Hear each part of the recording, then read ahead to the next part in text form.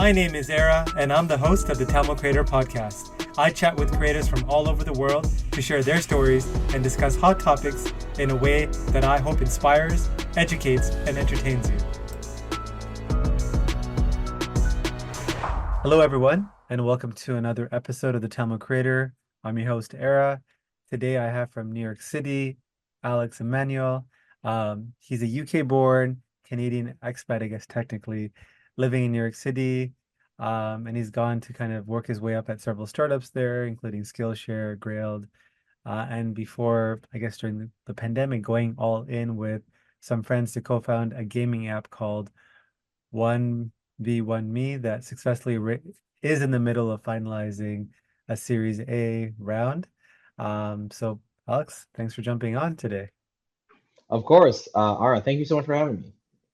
And so I guess funny story how I stumbled across Alex's story, which is through his sister who I guess listened to the podcast, which is flattering, and she thought her brother would be a great kind of fit, and he is. So thank you for that. Before I guess starting to record, you kind of mentioned this whole need to want to kind of be moving.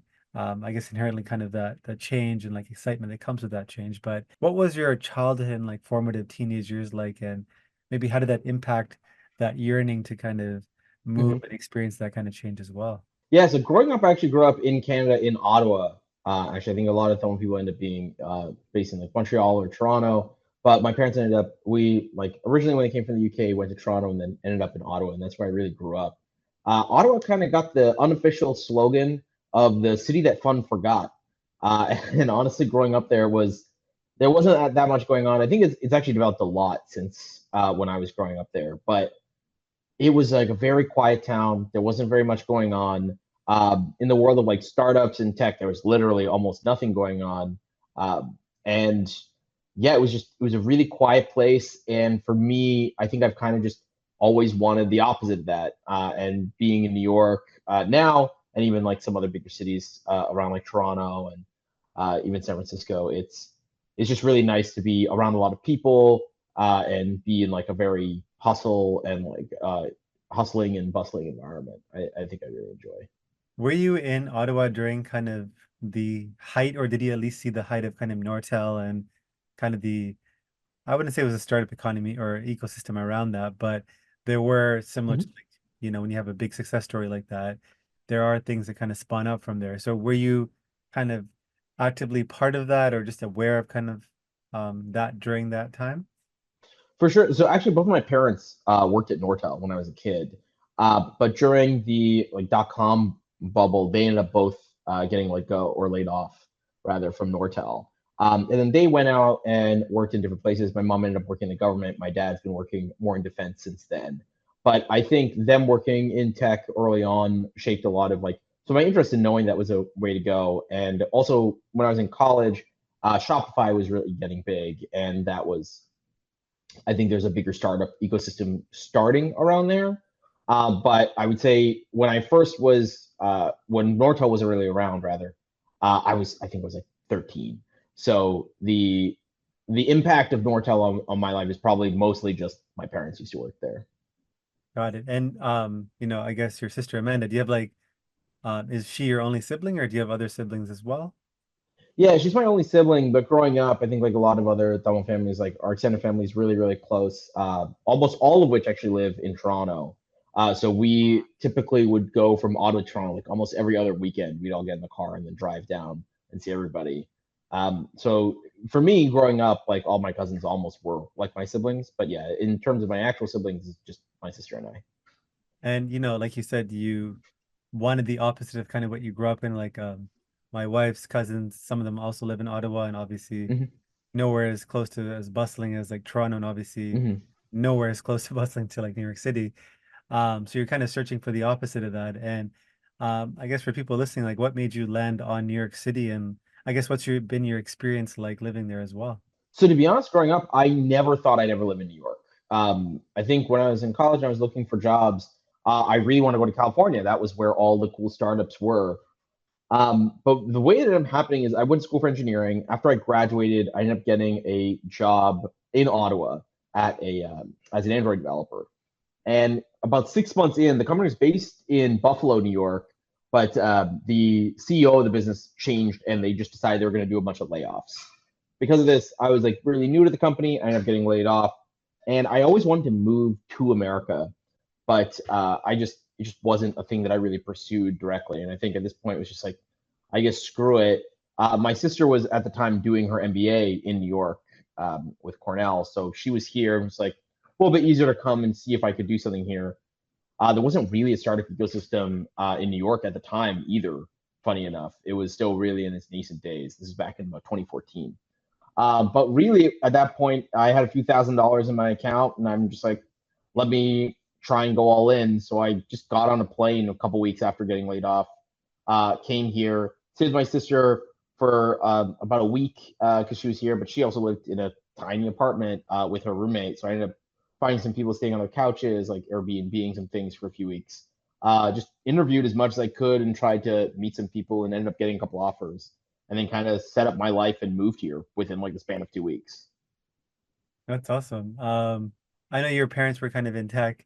So I was an engineer as well, but I guess I was more Cool. pushed into it than, I mean, there are things in my childhood that influenced me as well. Like I liked video games and I tried to make them and kind of that's kind of how I got into software engineering. But Mm-hmm. I ended up hating, not hating it. I think I realized when I looked at the people that were really good, there's no way I was gonna be as good as them because I didn't love it as much as them. I love pe like I like Mm-hmm. dealing with people than tech.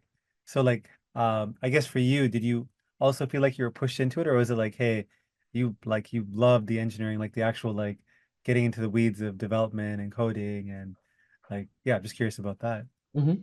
So I think it was kind of like a 50-50. So for the one, I think like I when I was in high school and I was trying to decide what I wanted to do with my life, for me, my like core passion, the thing that I would love, like I would have loved to have gone to culinary school and actually like learn to be a chef. That's the thing that I like really love, an amazing hobby of mine. Excuse me. But uh, my parents obviously weren't super happy and thrilled about the idea of me going to culinary school, and they wanted me to try out some more traditional careers. Um, but what had also happened is while I was in high school, we had programming classes as part of like the school curriculum, and I'd done it, and I did really enjoy it. I really loved like puzzles and just like the ability of figuring out how to build things was fun. But really, what made me want to do it more than anything is when the first iPhone came out, when cell phones were like really like a very exciting place in technology, I just became really, really obsessed as a teenager. And it was really the idea that I wanted to build my own apps. And like I was always very entrepreneurial, even as a kid. So like wanting to build businesses and my desire to like become an engineer and why I was like ultimately happy with my choice of going into software was I just really wanted to build companies and wanted to build things, and I really enjoyed the like puzzle solving aspect of software. But what really drove me is, and even why I like worked at the companies that I did and chose to like come to why I wanted to come to America rather was I just always wanted to build something on my own. I wanted to start a company and I wanted to do it in software. So I do really love like I think I learned to love it as I learned it of like a lot of the nitty gritty and a lot of the just like the interesting intricacies of writing software. But my real love and even my position now at 1v1 me is really chief product officer. My job is just figuring out uh, what is it that we should be building? How can we help people? How can we build things that are going to help people to do the things they want to do? And how can we leverage technology in order to do that stuff? So I really love the engineering side. I really enjoyed doing it, but it was really a tool to do the thing that I really enjoyed more, which was kind of the product side of things. Makes sense. And I know you went to Carleton and Mm-hmm. I think you're the second person that has been, that I know of that from Carlton doing that did or is doing amazing things. So you probably know Rajan Bala as well. Yeah. So I think he just kind of mentioned, and I kind of noticed it more and more that Carlton, and everyone talks about Waterloo as kind of producing Mm-hmm. class engineers, but I also noticed Carlton also doing that as well. Do you feel like Carlton's a bit underrated because of like Waterloo, or like I'm just curious about what you saw there. Mm-hmm. You're there too about the engineering program. Yeah, so obviously Waterloo is an amazing school, and like great companies, great engineers always come out of it. And I think that Carleton one has like silently over the last several years, and even when I was there, I've been building up a lot of talent and a lot of really great engineers have been coming out of it. I think the program has been getting a lot better. There, I'm not sure if you're aware, but back in the day, there was actually a lot of money that flew into Carleton's engineering program from BlackBerry and from Nortel as well, and I think that really built the basis of the program. But I also think kind of Carleton students have a bit of like a chip on their shoulder or like a little bit of an underdog story. And to be honest, like for what it takes to make it in tech and entrepreneurship is really just a lot of that grit and determination of being willing to keep going and, for lack of a better term, like just get up and get punched in the face every day and just decide to keep going at it. And frankly, I think that Carleton's engineering program and the people that have gone there are just really great at doing that. And before we kind of get into the crux of kind of obviously what you're doing today, which is amazing. One more thing about, I guess, Canada as well.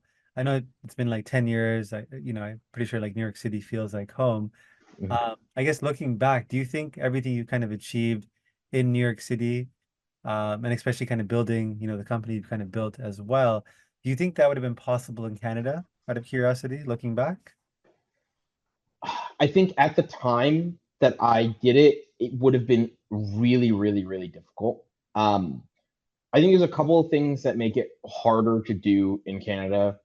One is just resources. There's just fewer startups. So you get access to not, there's still great talent, but it's harder to come by because if only the top 1% of people are going to be like really outstanding, the just number of people in that 1% is just a lot lower because the population is just smaller. But also, there's you wouldn't think it, especially growing up in Canada. I never thought it, but there is really a very strong cultural difference between Canada and the U.S., especially when it comes around tech and entrepreneurship in general. And I think um, in America, it's really hard to describe, but it's very much celebrate. It's not just okay to like go build something or try to do something that's against the grain. It's like very much celebrated. Everyone around you, it's like almost envied to do. Not that that's a reason to do it, but it's just a lot easier. I found to be able to find like-minded people that want to do these things. Find um, investors and like find a culture, like a group of people that are willing to like foster these types of ideas. And when you're in the early stages and you're really trying to figure out like how can I build this thing or how can I do something that maybe no one else has done, the opinions of the people around you can be a really big factor on how you feel about it and how much you're willing to push. So I think it would have been really hard to do it in Canada. I will say that the startup ecosystem and tech ecosystem in Canada has radically improved since I left in the last 10 years. And I think that there will be another like great Shopify-esque startup that comes out of Canada in the next few years. I'm just really excited to see which one it'll be. No, it's a good point, I guess you mentioned about mindset because especially with, like you said, negativity, because negativity is like a seed and it's kind of like a poison in the sense that Yeah, it's pretty easy to spread. And kind of if you're building a startup logically, if you think about all the things that go into making it successful, any rational person would probably not do it because, no, it's like, why would you put yourself through that? So you do need people around you that kind of have, that support that kind of thinking because rationally it doesn't make sense. So you need people to support you irrationally and kind of give you that exactly. positivity to kind of continue. So that makes sense. And before you kind of started, building your company as well, you cut your teeth at a few other companies in the New York City area, Skillshare, Hmm. Grailed and Heron, sorry. Um, and I know with kind of engineers, I don't know if it's as common now, but staying at a company for more than like a year or two is, um, it's not as common or it wasn't as common before because obviously from like a compensation and like career opportunity perspective, jumping or going from company to company, I think makes sense. But I think that there's a couple of companies two in particular, those that I mentioned, Skillshare and Grailed, where you stayed longer than, 18 months. Hmm. Number one, like what made you stay there? And were there any things that you took from those companies in terms of your experience that helped you build your company as well? Of course, yeah. So This episode is sponsored by nobody. That's right, nobody. So if you could be kind enough to hit that subscribe button, that would mean a lot to me. I would say certainly for compensation, you're totally right. And I think that's even the case now is if your goal is to make as much money as possible as quickly as possible, there's almost no way, unless you work in like a really specific type of company, that you're going to make more money staying somewhere than you would by moving. You're just almost always going to guarantee to increase your compensation really fast. But for me in my early 20s, and even through almost now, I'm going to be 32 this year, but like up until my late 20s, my goal, like obviously everyone wants more compensation, but the goal really wasn't to maximize on compensation as much as how can I make sure that I can make enough where I can enjoy my life, like I can make enough to survive. But really, my goal was just education. School was great, but honestly, I can tell you nothing will teach you more than working for a really fast-paced early stage startup. I certainly in the first 3 weeks of working anywhere learned more than probably my entire 4-year degree. But the reason why I ended up staying is for a couple of reasons. One, when you're focused on education, it's kind of the first 6 months of working at any job is just kind of onboarding. You're just really learning the ropes. Then you're going to make a couple of decisions, but you're really not going to see any of the real decisions and like the outcomes of those probably for another year, year and a half. So perhaps I could have moved on a little bit earlier, but I don't think I would have seen the like outcome of some of the decisions that I made early on. I wouldn't have been able to see all those things through. And I think doing that enabled me to one, like grow a lot more in those roles, but also learn a lot of things that did inevitably help me when we started 1v1 Me and even later in my career while I was still working in other companies. And I guess at what point did you kind of, because it seemed like you're doing well, you had these great learning experiences. I'm sure compensation was going up with that experience. At what point did you have that itch or spark to kind of be like, hey, you know what? I think I've learned enough. It's time to kind of just do something on my own. Like, how did this new company idea and like idea come to be? So honestly, it had been a thing that I'd been wanting to do pretty much the entirety of my career. Even when I was in college, myself and a few of my friends from school ended up trying to start a company. I tried to start quite a few things in the past. And even my current co-founder, Anthony, the way that we met was when I was working at Skillshare, I actually hired him to come work on the mobile team with me. And he worked on iOS, I worked on Android. We were basically Skillshare's mobile team for several years. But the idea for 1v1 Me ended up coming about during COVID. It was maybe a few weeks into lockdown, and my co-founder Anthony, who typically had like an in-person poker game with a bunch of his friends, couldn't do that anymore because of quarantine. So they ended up playing video games for money. It was a thing that I had done when I was a kid with some of my friends as well. But that gave him the idea of like, hey, what if you could do this as an app? So he called me because we had tried to start a couple like ideas in the past, but they never had really gone anywhere. And we decided like, hey, let's try it out. So we put together some stuff. Because we had built some stuff in the past, we didn't really want to invest a lot of resources into building it. And I was like pretty skeptical at the beginning, to be honest.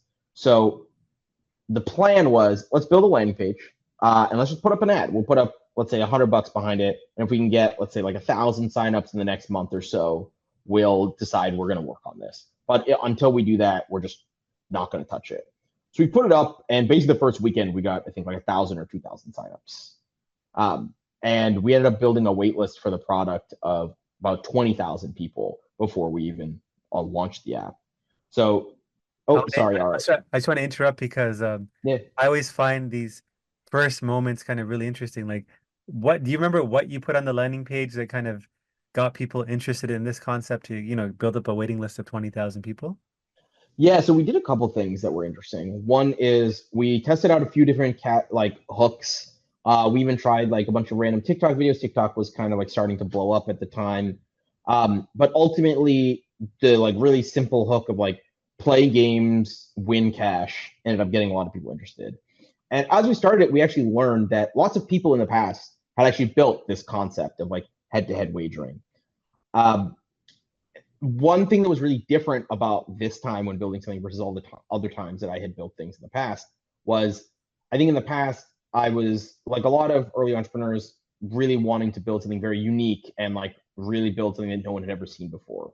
One, in hindsight, what you learn is this is actually a terrible idea because most of the time when you can come up with something right on the spot that no one's ever done before, probably a reason why. But two, this time we decided like we're just going to try and make it work because I think after years of trying and giving up, I had just grown tired of not building things. So we just decided we're going to push through and we're going to figure out like a way to make it work. So we ended up getting this big wait list, even though there are other products out there. And we started building out the app in our spare time. So I think if you ask a lot of my peers, I'm kind of prolific for being a workaholic. So my standard working schedule at Skillshare and Grailed was like I'd get into the office by like 9:30 and probably leave the office by like midnight every day for years. But a big shift for me was now, especially since we're working remotely, we'd kind of work like our 9:30 to 5, and then from 5 to like 1 or 3 a.m. we would be on a call like working on 1v1 me after work. And we kind of did this for quite a few months. And then Anthony actually was working at a different company at the time and recruited a couple of his friends to come and work with us as well. They're still the engineers that work with us today, actually. And we ended up building this product kind of in our spare time after work pretty diligently.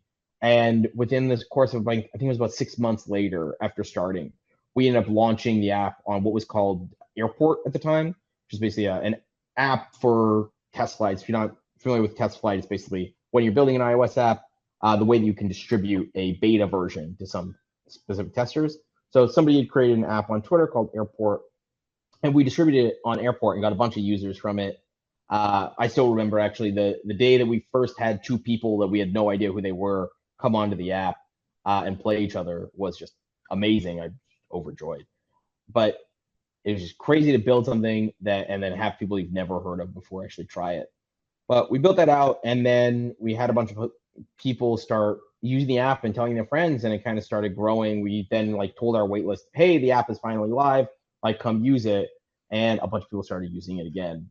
And there were like all sorts of problems that happen as soon as you start doing that. One of the big ones with an app like ours is just getting people to actually play each other. So for the first, again, like a year of the app, it was all the people that worked there basically played every single person that joined the app. So you join the app, you put up a match you want to play Call of Duty, let's say for $5, and we would just be the people who go and take your match and play you for $5. Most of the time we'd lose, but we'd become friends with you and you start using the app. And this is kind of how we built the initial community of the app. Fast forward like another 2 years, and the beginning of January of 2023, we launched what is now the main product of 1v1me, which is staking. Staking is the idea that instead of putting up your own money to back your gameplay, we give the ability for fans to back the buy-in of a player in order to get a share of the prize pool when it gets paid out. So what happens if you and I are playing Call of Duty, somebody else can back your buy-in for the prize pool, and then when the match is over, they'll get a piece of it back. So we launched that about last year to a very like our existing audience. I think we did about $14,000 in the first month in terms of sales, and then last month we did just over like $3 million. So in the course of like 13 months, we grew really, really quickly. It caught on quite fast. So we ended up growing about 77% month over month for the last 13 months. And we're still going and still growing. We're still launching new games. We're still finding new athletes. And the goal of the business is really long term. We want to be the world's first global 24/7 esports league. Yeah, the staking idea makes sense. Staking is quite popular in poker. Exactly. I used to stake my brother when he used to play in tournaments. Oh, cool. So is your business model, I guess, whatever people are staking in other players, you take a percentage of like what they're putting Exactly. of the winnings, I guess? Yeah, Exactly. So we take a 10% cut on what you're staking, got it. and then effectively on the winning. So you place your stake, we take a 10% cut of that, and then the players will also make their portion of the prize pool, and the stakers will also get their portion back as well. Got it. I guess like it's obviously it sounds like you found product market fit. But I guess like can you identify one or two factors? I mean, was it just the fact that you really spent a lot of time building up that community? Because it's really hard to build community. It's like starting a fire where you have to kind of constantly kind of be rubbing those Mm-hmm. things together until you get that spark going. Um, what would you say that attributed really to that growth? Was it just like this staking idea was just a great fit with your audience, or do you think there's any other kind of tactics or things that you did that contributed to the 70%, month over month growth over the last 13 months? So, I mean, there's certainly plenty of tactics. I think product market fit, a lot of it is just I think a lot of people, when they're getting started, try to think of, hey, this would be a really cool idea. Let me find people that will use it. And it's kind of the exact opposite of how you really want to approach it. What we found is really what you want to do is who's a group of people I really want to help to do something. And then from understanding that problem, how can I build the right solution to help them? So by working with the community, understanding the scene of like esports and competitive esports and understanding like what the real problems were, we were able to see that like staking could be something that could work. But we'd actually had the idea for staking even from when we first started building the platform, specifically from poker staking. Um, but it took building up the community of wagerers to one, get the first supply of players that could then do it, and just really investing into that community. So there are a couple of things that are tactics that were really helpful for us. One was we spent 2 years building the wagering product, which was just people playing against each other for free. So we didn't take any fees on that. We made no revenue. We just enabled people and built this community of people who are really interested in competitive video games and putting money behind it, and gave it all away for free completely. And in addition to that, when building that, we actually built one really pivotal feature that I think we didn't think would be as pivotal as it was, which was chat in the app. Anthony, as well as our initial two engineers that actually worked at a company based in Waterloo called Text Now. And their experience doing that and my experience working at Grailed, which was also like a very text-heavy app, we ended up building what I believe is like a pretty great chat experience. But that chat experience ended up being way more valuable for us than we initially thought. It was initially just built for people to make it easier rather for players to find each other to play with. But what we ended up using it for a lot more was creating a dialogue with the community. So normally when you're building out these companies, you might send out some emails to your users and you get some surveys done. But for us, we had such a real-time feedback loop of we had a chat. I would post a message saying, hey, what do you guys think about this? And 50 people instantaneously will respond, will start a conversation. And from that, we were able to really easily build a connection with the users and also just build up a bunch of features that we wouldn't have thought of initially, but that made it way better for the actual players at the end of the day. Yeah, I know. As you're speaking, you talked about the chat feature. I just thought of, I guess, Twitch, where, if you thought of Twitch at the beginning and like the behavior of like, if you told somebody that you could build $1 billion company off people watching other people play video games, you probably were like, that's never going to happen. And Exactly. then you guys are kind of, you guys could almost be an extension of that or even like bigger than that in the sense that it's obviously part of it is watching, but then actually having something on the line. It's like sports, right? It's like, Mm-hmm. watch a Raptors game, or I can also bet on it and have something on top of, the joy of watching basketball, but I can also make some money from it. So yeah, I really like the vision statement. Would you say that your, I guess, app is almost like a marketplace in a sense of like, I know you're obviously like getting all these players to kind of come on board. What about the games? Do you guys develop all the games, or do you like get people to contribute to them as a like peer, like people like from the community, like providing the games? Like, how do you get the games as well? Because you need that supply, obviously, for the users too. Yeah, so the actual like video games themselves, we support like AAA titles. So we work with right now we have you can play Madden, you can play 2K, you can play Call of Duty. Those are probably our biggest games. In terms of the actual match ups though, of like people playing each other, this works a little. This has actually been a lot more complicated to build, and is one of like the big pieces of IP that we built, which is we just have kind of a matchmaking system where we're able to like work with the players, get their different availabilities because they're all over the place. They're not all available at the same times. But you also want to make sure all the matches are really good, so that when people play stakes, that it's a worthwhile match to watch and it's exciting. So like figuring out how do we get the best matches at the right times has been something that we continuously iterate on. But it's effectively all the players kind of fill out some availability at the beginning of the week, and then we then give them a set of like a schedule of matches for the next week after that. So using all these like library of videos like or games like you talked about like Madden and all that, does that require some kind of license or agreement with like the gaming companies to be able to use it in this commercial way? Did you know that every time you left a 5 out of 5 review for this podcast, a Tamil parent lets their child pursue a career in the creative arts? Okay, that's probably not true, but if there's a chance that it is, do you really want to jinx it? Leave a review. Do it for the young creative in you. So similar to Twitch, it's considered fair use. We're not really utilizing the game itself, but rather we're just organizing a match that happens to be on that game. So we don't utilize any of their IP itself. You're not even streaming to 1v1me, actually. You actually stream directly to Twitch. So we're not utilizing any of their IP or any of those things that might require a license of some sort. We're just kind of organizing a match and helping people play the game. So essentially, like in the world of content, I guess you're almost like a moderator where there's so much games out there, so many gamers out there, but you're kind of just bringing together like the best of the best, line up their availabilities and kind of arrange for them to kind of play this great match that serves as entertainment, but also increase the probability of people staking and, putting wagers down that you guys then make money from. Exactly. Yeah, our goal across the board is just how can we foster a great community? How can we help the existing competitive communities in these games to thrive? And how can we help those players make money and reward the fans for A question for those me, I money? guess, is like I'm on the bootstrapped mental side of things where I'm like, I have not personally, like I've been involved in companies where you raise money and I see that there's obviously pros and cons. And you guys are like, growing super fast. Obviously, it's a good candidate for raising money. But if you're growing that fast and you're profitable, I guess what's your reason to wanting to raise money if you can just continue? I mean, maybe it's not sustainable to grow 70% month over month. I don't know. Maybe it is. But why not just continue down that path? And since you've kind of already built this great community, you found kind of product market fit, you're making money, you're profitable, which a lot of companies are not Mhm. at the Series A level. So why even raise money? So, look, it's a great question.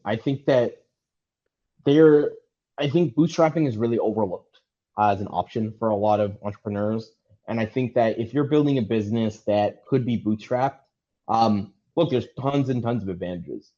You do give up some stuff by being bootstrapped, Mhm. but it really just depends on the type of business that you're running. So I'd mentioned that we built out wagering for 2 years for completely for free in order to gain some market share, build that community. Doing that completely bootstrapped would have probably been prohibitively expensive for Anthony, my co-founder, and I to do for that long. In this business, it's like just a little bit more capital intensive. So being able to raise money then was really important. And even now, it's really about we probably couldn't or could just continue to operate on profits and keep scaling.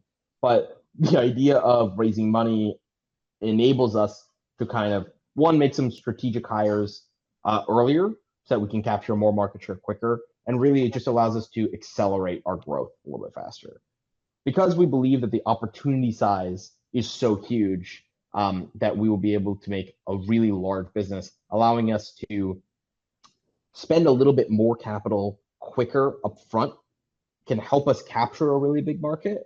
Where if we had to grow really slowly, we might deal with a lot more competition that comes in a lot quicker. We might not be able to make the right hires early on, right, without having to save for a long time. And by then, you can stay relevant, especially in consumer. I think in the startup ecosystem right now, it's actually quite rare to be a consumer startup. Most people are going after the B2B route. And in order to get the best talent, in order to really compete and stay relevant with consumers, you do have to move really quickly.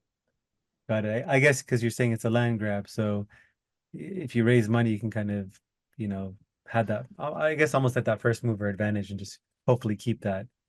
Um, Yeah, I mean, exactly. First mover, I'm like we call it first mover advantage, but to be honest, a lot of the time it's really a huge disadvantage. You end up spending a lot of money educating the market. You spend a lot of time like fighting a lot of the problems, just excuse me, for your competition to come in and sweep up the market right after you.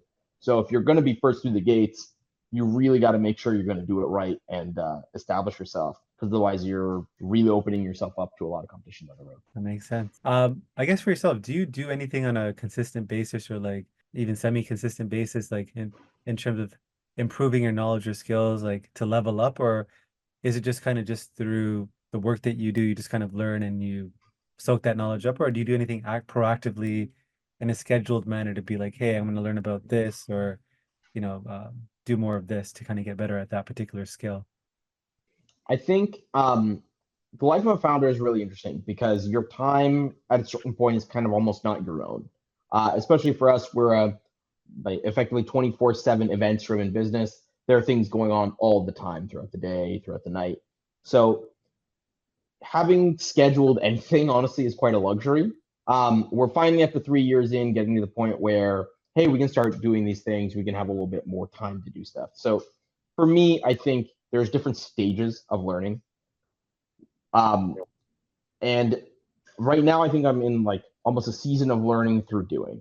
And the thing that I need to improve upon and get the best at right now will be just the decision making muscles. Like, how can I, with very limited information, make the best decisions possible? So, a lot of that just comes down to, look, just get through more work, make more decisions, and see what the outcome is when you get there. But there's also a lot of decisions that other people have made that you can learn from. So for me, in order to kind of like optimize my time, really the way that I do it is I work throughout the day. I try and get as much learning as I can there. I work with the team in order to make sure that we're not remaking mistakes over and over again. We kind of structure the business for learning. But then for myself, I like listening to talks. I like watching YouTube videos very passively, even like as I'm going to sleep, as a way to kind of understand that. Or like listening to audiobooks is also another great way to do this as well. I guess because of the nature of what you're building, because, for example, if it's a B2B piece of software and it's only being used at certain hours, it's not like it's like your business, which is, like you said, essentially a 24/7 business.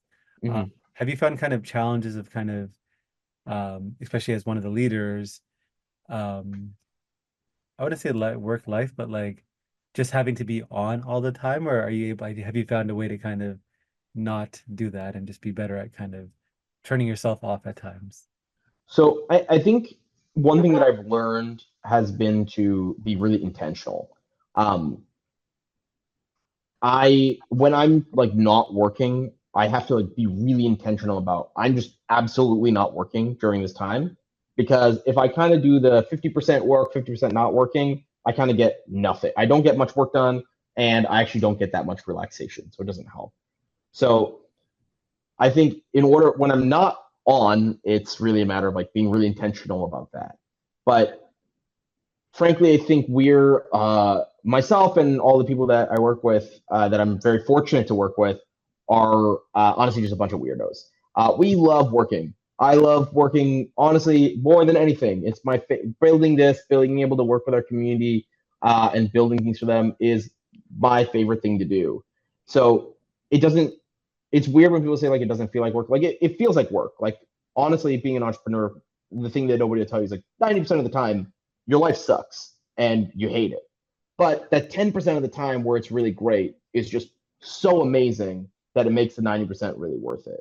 So I haven't had the problem of like feeling like I have to be on all the time more recently. It was an adjustment early on because even though I like working a lot, there's a big difference between, hey, I'm gonna choose to work a lot and work really late, and I'm getting pulled into this, or there's like a good span of 6 months where I think every single day I got woken up by an emergency phone call in the morning.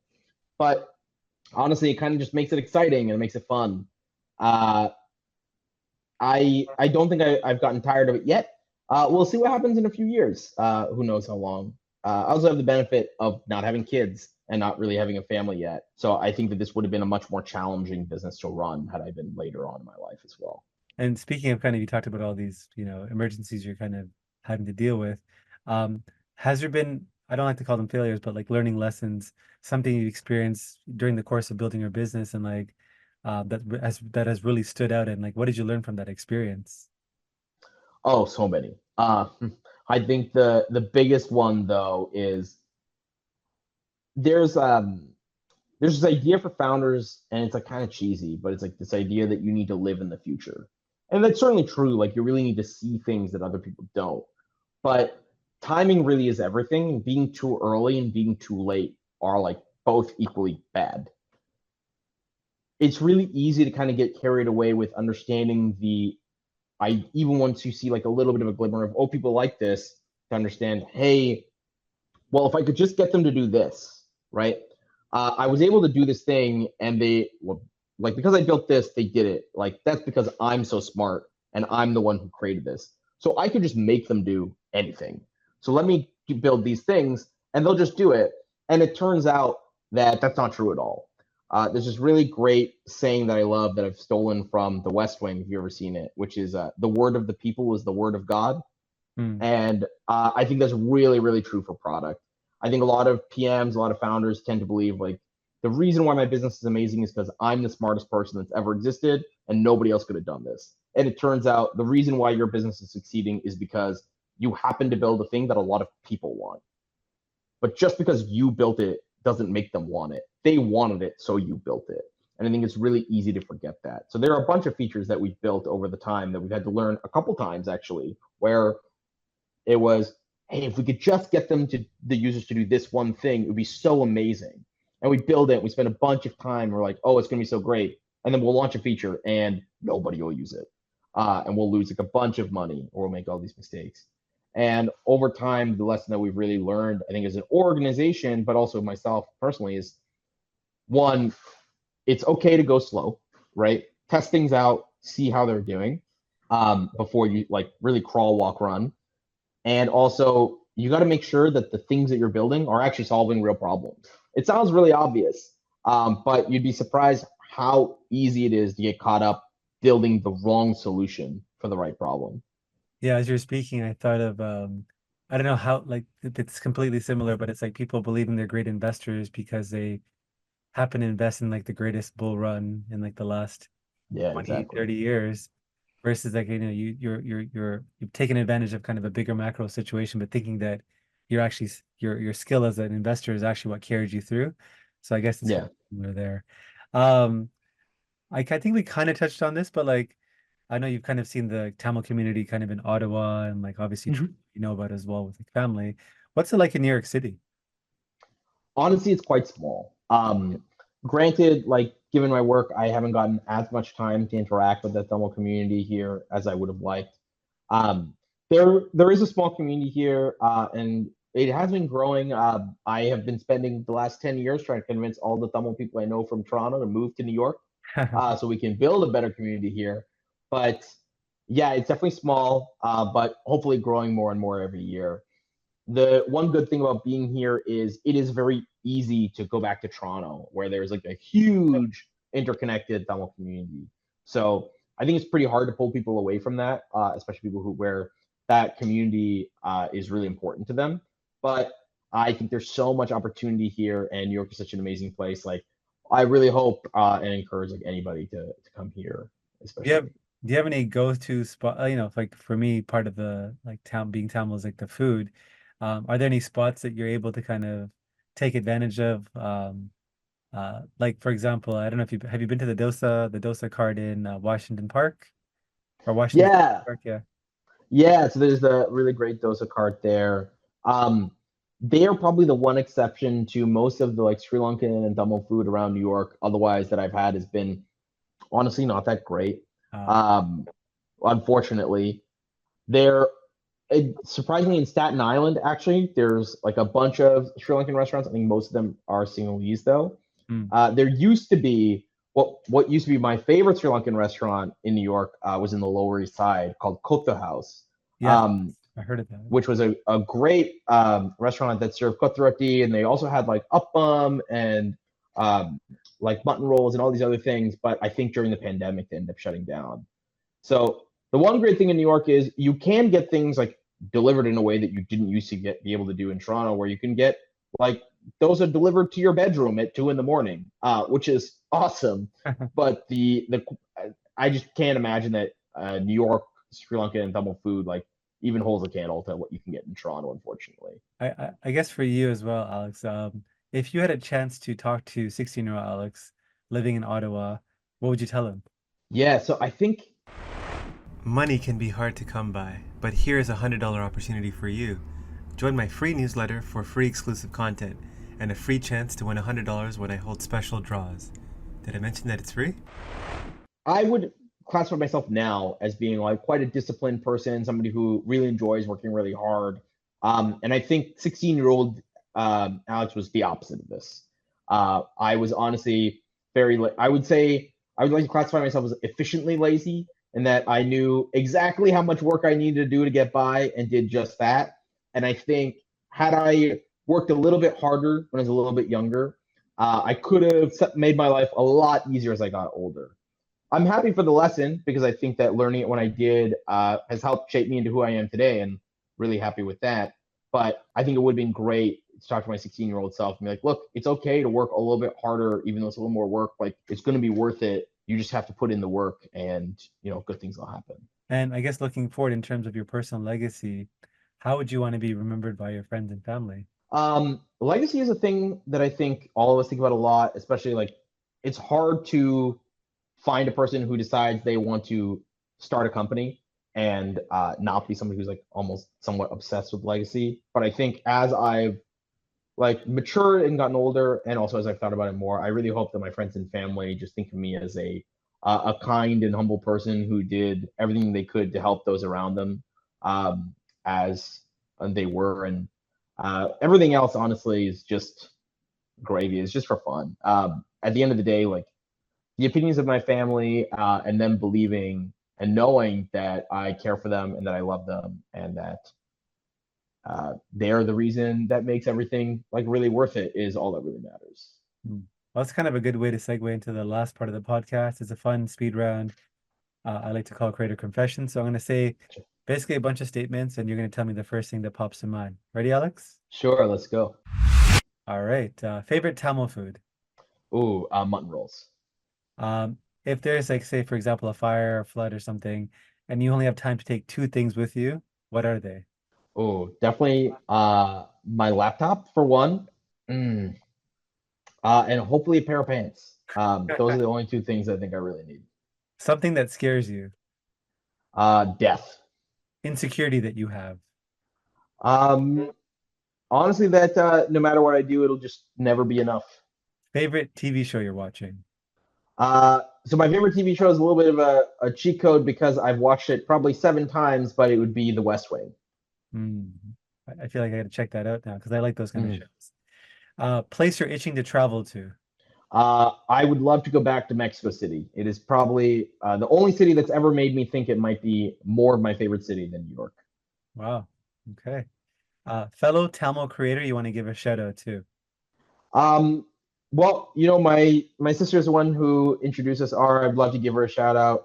She has been working on a bunch of different projects and is currently running her own startup as well, or like managing her own startup. So she's been working really hard and really doing a lot there and helping out a lot of other people in the Thermal community. So we'd love to give her a shout out. Those of you listening, that would be Amanda Emmanuel. Favorite childhood memory. Hmm. I think my favorite childhood memory certainly has to be, as I told you, we used to jump in the car and kind of drive to Toronto and just like getting to spend that time with all my cousins and just being around family more than anything.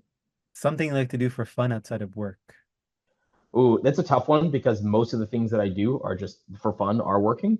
But really, it's got to be cooking. Wanted to go to culinary school when I was in high school, but still just absolutely love it.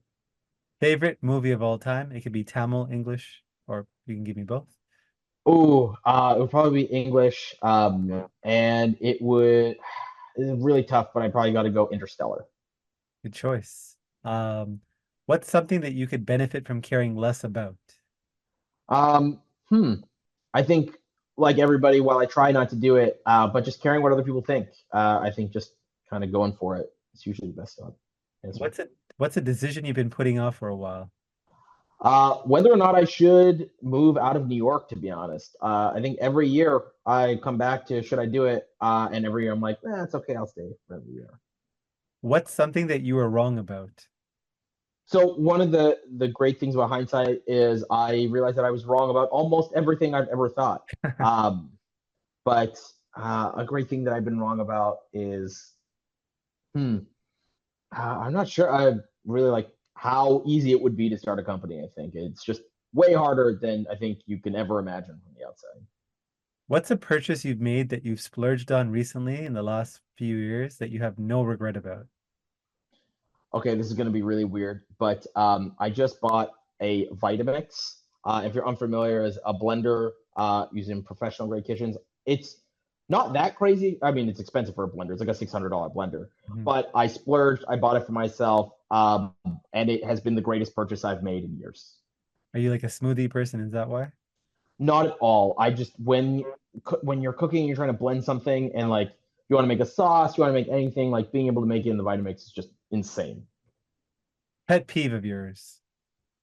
Probably just not following through. Um, People who like say they're going to do things and then don't end up doing it. Like I think your word is really important, and I think following through on it is really paramount to having good character.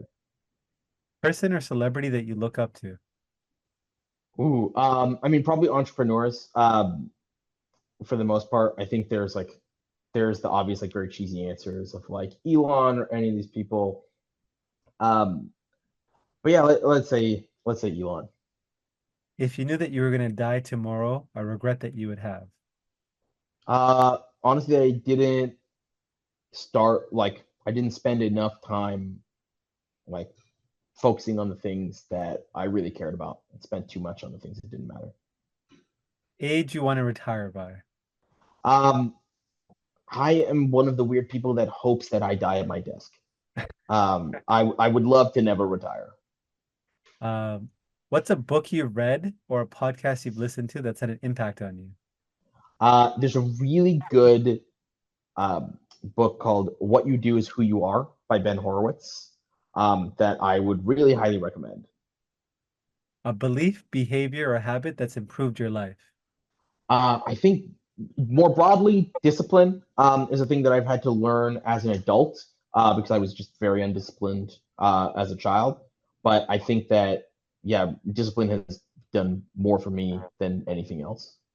I love the fact you talk about discipline a lot because I feel like I'm disciplined too. Because I think discipline is a oxymoron in the sense that discipline actually equals freedom, but people don't realize that. But Mm. and finally, what's a piece of advice that you would give to your fellow aspiring Tamil creators out there?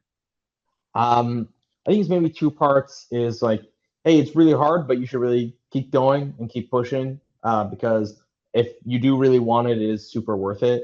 And two, work together. I think one thing that I would love for more of the Tamil community, including myself, is to work together with other Tamil creators in order to build like more great things. And I think that if we all did work together more, we could build just a really amazing community and a much better world as a whole. Well, thanks, Alex, for jumping on the podcast. Really interesting for me to kind of hear about your journey and kind of what you're building. I'm excited to kind of see what's next for you with the company. For somebody listening that's been really inspired by this whole conversation, your journey, what's the best way for someone to reach out to you? More than welcome to message me on LinkedIn or on Twitter. I would just be Alex Emmanuel, Emmanuel. Yeah, if anybody is interested in moving to New York or is interested in getting into tech in general, I would be more than happy to help anybody and everybody. Awesome. Well, thank you again, Alex, and also a bigger shout out to Amanda for making this happen. For anybody listening, as always, appreciate you guys reaching out the feedback and just suggestions. On to the next episode.